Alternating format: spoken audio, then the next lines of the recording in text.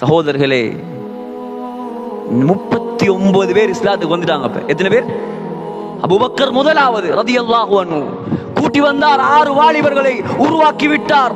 படிப்படியாக இஸ்லாத்துக்கு அர்கம் இப்னு அபில் அர்கம், உஸ்மான் இப்னு மத்ஊன், ஃபாத்திமா பின்துல் ஹத்தாப், இது போன்ற சஹாபாக்கள் வந்து வந்து வந்து 39 பேர் வந்தாச்சு இஸ்லாத்துக்கு. இப்ப 39 பேர். 40வது நபர் வர போறார் இஸ்லாத்துக்கு. எத்தனையாவது? 40வது நபர். சுப்ஹானல்லாஹ், உலக வரலாற்றில் கொடி கட்டி பறந்த ஒரு மனிதர் அவர். 40வது வர போறார் இஸ்லாத்துக்கு. சகோதரர்களே, யார் அது? சும்மா கெஸ் பண்ணுங்க, யாரா இருக்கும்? உமர் ரலியல்லாஹு அன்ஹு 40வதாக இஸ்லாத்துக்கு வர போறார். இஸ்லாத்துக்கு வந்தார். வபிஹி தம்மல் 40. 40வதாக இஸ்லாத்துக்கு வந்தார். சகோதரர்களே, அதுவரைக்கும் பயந்திருந்தார்கள் முஸ்லிம்கள். காபாவில் யாரும் தொழுவது கிடையாது, இஸ்லாமிய பிரச்சாரம் கிடையாது. அர்கம் ரலியல்லாஹு அன்ஹுடைய வீட்டில் மறைவாகத்தான் எல்லாம் நடந்தது. உமர் ரலியல்லாஹு அன்ஹு இஸ்லாத்துக்கு வந்தார். எத்தனை வயது தெரியுமா? 28 years old youngster. 28 வயது வாலிபர். 28 வயசு பொடியனால இப்ப என்ன செய்யலும் சகோதரர்களே? என்ன செய்யலாம்?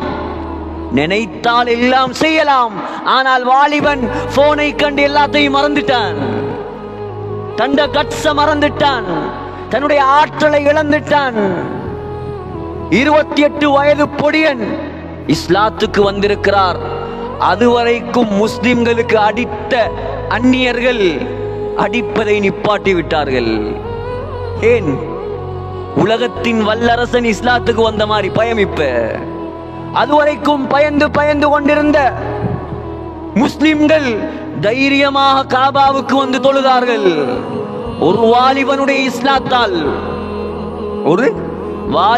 இஸ்லாத்தால் ஜிப்ரீல் அலைஹிஸ்ஸலாம் இறங்கி சொன்னார்கள், யா ரசூலல்லாஹ், இஸ்தப்ஷர பிஇஸ்லாமி உமர் அஹ்லுஸ் ஸமா.